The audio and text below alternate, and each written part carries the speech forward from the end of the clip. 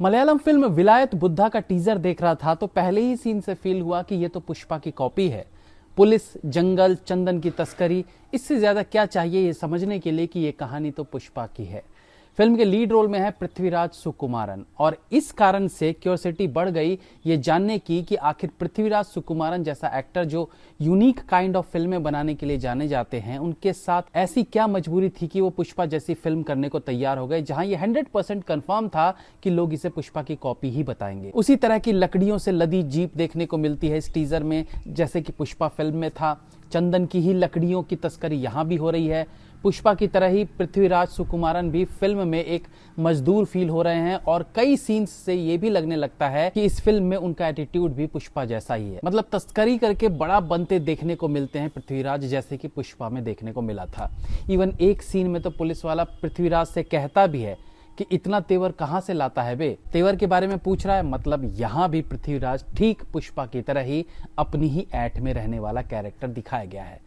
बचा खुचा डाउट तो तब क्लियर हो गया जब टीजर में एक्ट्रेस के चेहरे को थोड़ा डल करके मेकअप में देखा, जो श्रीवल्ली की कॉपी नजर आ रही थी। न केवल लुक से बल्कि एटीट्यूड से भी। इवन दोनों के बीच लव सीन्स भी पुष्पा और श्रीवल्ली के लव सीन्स से एग्जैक्ट मैच करता है। टीजर में एक डायलॉग भी है कि खुद को पुष्पा समझता है क्या, तो जवाब आता है कि नहीं, वो तो इंटरनेशनल है, मैं तो लोकल हूं। मतलब फिल्म मेकर को ही अंदाजा था कि ये पुष्पा जोन में फिल्म बनी है। अब आप इमेजिन कीजिए कि 1.5 मिनट के टीजर में पुष्पा से मिलती जुलती इतने सारे कॉमन सीन्स देखने को मिले हैं, तो ये शॉकिंग है। और वो इसलिए कि फिल्म में पृथ्वीराज सुकुमारन है। अब सवाल ये उठता है कि पृथ्वीराज जैसा एक्टर ऐसी ब्लॉकबस्टर फिल्म की कॉपी क्यों करेगा जिसे बच्चे बच्चे ने देखी है, अपनी हंसी उड़वाने के लिए, या इसके पीछे रीजन कुछ और है। जब हम पुष्पा पर भी बात कर ही रहे हैं तो बात वहीं से शुरू करते हैं। पुष्पा फिल्म दिसंबर 2021 में रिलीज हुई थी और विलायत बुद्धा के मेकर्स ने 2020 में इस फिल्म को अनाउंस कर दिया था। विलायत बुद्धा फिल्म इसी नाम से 2010 में पब्लिश्ड बुक पर बेस्ड फिल्म होगी, जिसमें चंदन की लकड़ियों के कारोबार से रिलेटेड कहानी होगी। तो अगर ये 2020 में ही अनाउंस हो चुकी थी तो क्या पुष्पा इसी स्टोरी से इंस्पायर होकर बनी थी और जल्दी रेडी हो जाने के कारण विलायत बुद्धा से पहले रिलीज हो गई?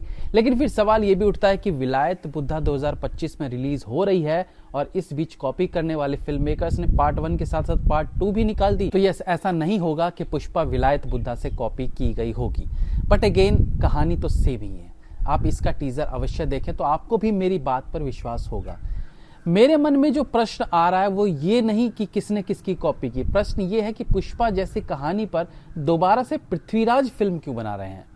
मेरे हिसाब से 2 बातें हो सकती है। पहला, कॉन्फिडेंस। इस बात का कॉन्फिडेंस कि सेम स्टोरी पर फिल्म बना के भी हम पब्लिक को इंप्रेस कर लेंगे।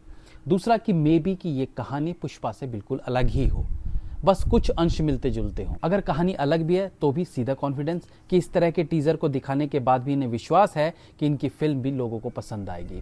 बॉलीवुड इंडस्ट्री में 10 साल बाद भी मिलती जुलती सी फिल्म दोबारा से रिलीज हो जाए तो हाहाकार मच जाता है, अरे ये तो कॉपी है, अबे कहानी चुरा ली, अबे कॉपी कैट। बट साउथ में ऐसा नहीं है।